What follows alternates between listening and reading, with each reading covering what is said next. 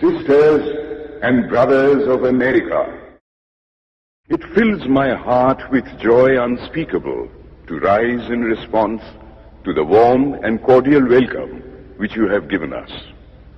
I thank you in the name of the most ancient order of monks in the world.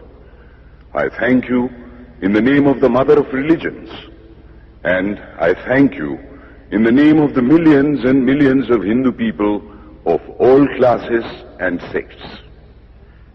My thanks also to some of the speakers on this platform who, referring to the delegates from the Orient, have told you that these men from far-off nations may well claim the honor of bearing to different lands the idea of toleration.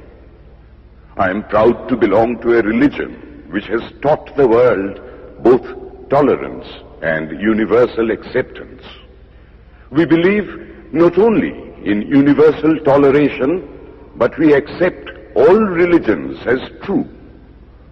I am proud to belong to a nation which has sheltered the persecuted and the refugees of all religions and all nations of the earth. I am proud to tell you that we have gathered in our bosom the purest remnant of the Israelites who came to southern India and took refuge with us in the very year in which their holy temple was shattered to pieces by Roman tyranny. I am proud to belong to the religion which has sheltered and is still fostering the remnant of the grand Zoroastrian nation. I will quote to you, brethren, a few lines from a hymn which I remember to have repeated from my earliest boyhood, which is every day repeated by millions of human beings.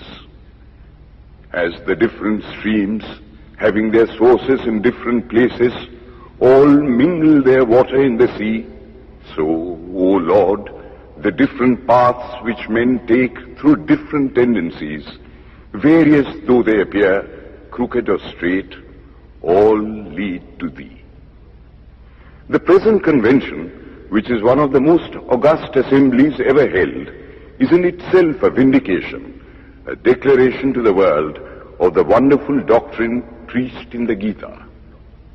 Whosoever comes to me, through whatsoever form, I reach him. All men are struggling through paths which in the end lead to me. Sectarianism, bigotry, and its horrible descendant, fanaticism, have long possessed this beautiful earth.